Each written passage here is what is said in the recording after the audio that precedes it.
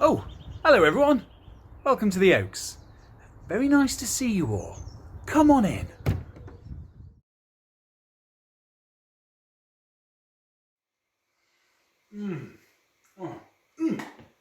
It is, of course, Easter. And I hope you've been able to get hold of an Easter egg to enjoy. But no matter how yummy these are, Easter isn't really all about the chocolate.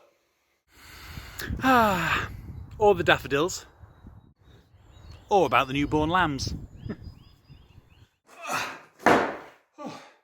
That's heavy.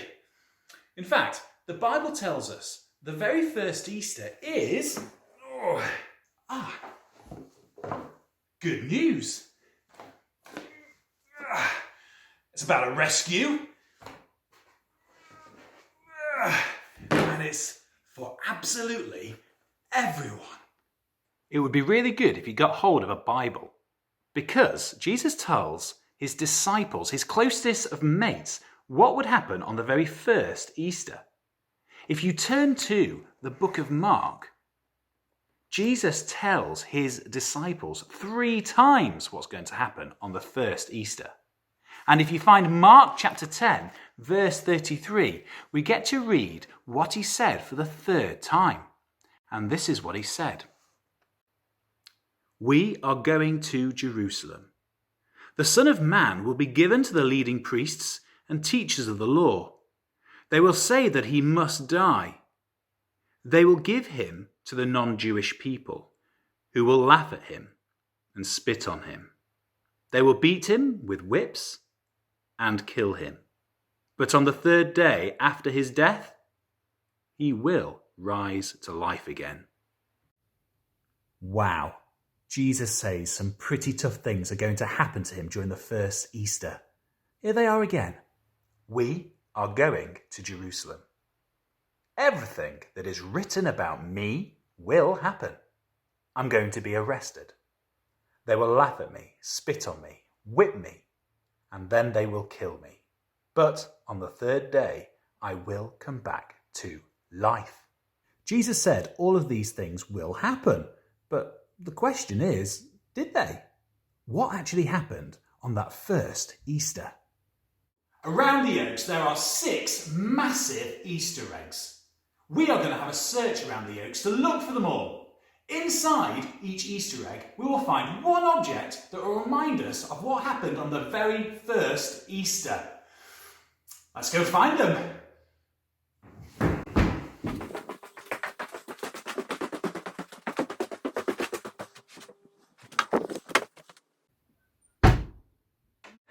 Great, we've got the first egg. Let's have a look. Oh, a donkey! Of course. This part of the story can be found in Mark chapter 11. On his way to Jerusalem, Jesus sends 2 of his disciples to go to the nearby village. We can read about it in verses 2 and 3. He said to them, "Go to the town you see there. When you enter it, you will find a colt tied which no one has ever ridden. Untie it and bring it here to me. If anyone asks you why you are doing this, tell him, the master needs the colt. He will send it back soon." We remember this as Palm Sunday. Everyone put their cloaks on the floor, waved the palm branches in the air and shouted, "Here comes the King!" They were very, very excited to see Jesus enter Jerusalem. Now, he said he was going to go to Jerusalem, but it's a bit easy to make happen. I wonder what else happened. Let's look for those other eggs.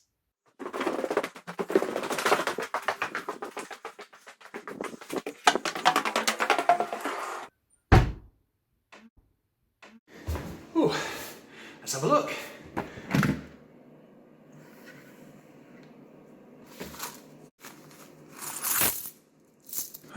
A bag of silver coins.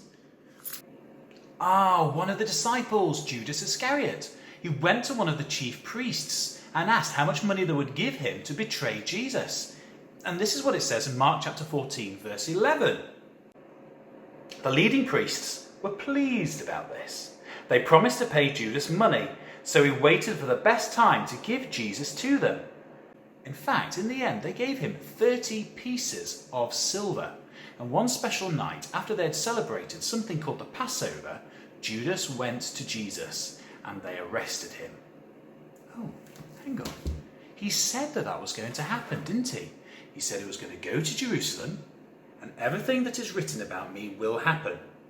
I'm going to be arrested. Oof. I'm not sure I want to be arrested. Would you?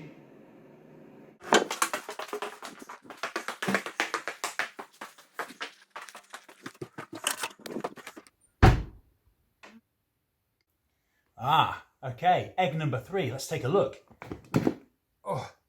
Oh. Right. Ow. Sharp, guys. Whoa. Do you know what this is? That's right. It's a crown of thorns. There's something else in here as well. Let's have a look. It's the purple robe. Of course. The soldiers put a purple robe over Jesus. And then they cut down a thorn branch. And they twisted it round to create a crown. And they rammed this on top of Jesus' head. Why would they do this? Well, Jesus said he was king. And they mocked him. And they laughed at him. And this is what it says in Mark chapter 15, verses 18 and 19. Then they called out to him, "Hail, King of the Jews!" The soldiers beat Jesus on the head many times with a stick. They also spat on him. Then they made fun of him by bowing on their knees and worshipping him. That is pretty awful. But do you know what? He said it would happen.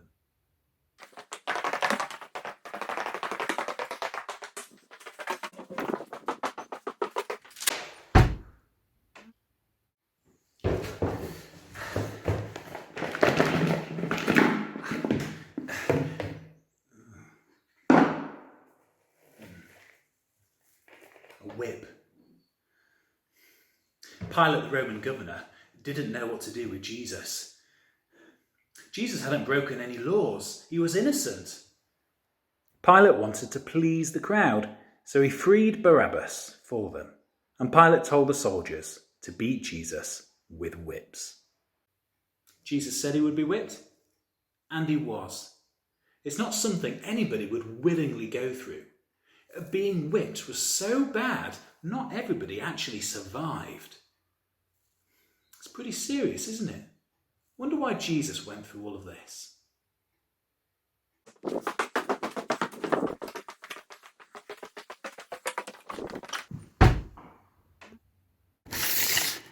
I wonder what's going to be in egg number 5.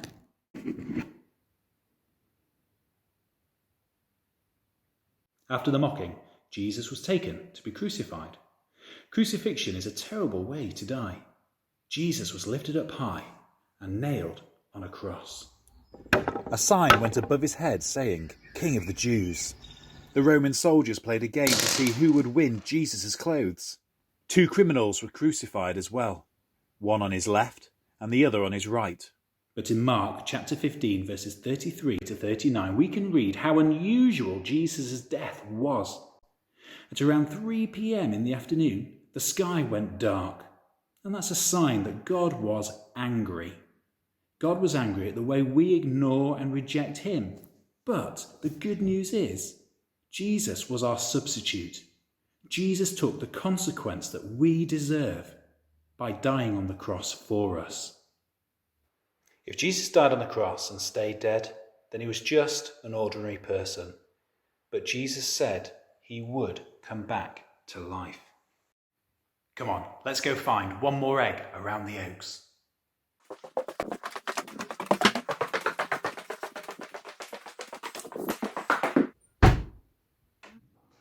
Yes! We've come to the end. This is our 6th egg. Let's take a look inside, shall we? Well, it's going to be really exciting. Let's see what's inside. You have a look first. What's in there? What do you mean nothing's in there? Of course, there's something in there. What is it? Huh? Where's it gone? It should be in there. It's empty. Have you taken it? Have you got it? Come on, give it to me. Come on, where is it? But, do you mean you haven't got it? Well, there should be something in here. Well, where is it? There's nothing in here. Oh, of course. nothing in here because there was nothing in the tomb. If you remember, Jesus said that 3 days after he died, he was going to come back to life again. And the women knew exactly where Jesus was buried. And early on that third morning, they went to the tomb and found the stone had been rolled away. They stepped inside and there was nothing there. No body was there. The tomb was empty. Take a look at what else it says in Mark chapter 16. Mark chapter 16 verse 6 tells us that an angel told the women an exciting piece of news. But the man said, "Don't be afraid. You are looking for Jesus from Nazareth, the one who was killed on a cross. He has risen from death. He is not here. Look, here is the place they laid him." There's nothing in the egg, and just like the egg, the tomb was also empty. There was nothing in the tomb because Jesus was alive.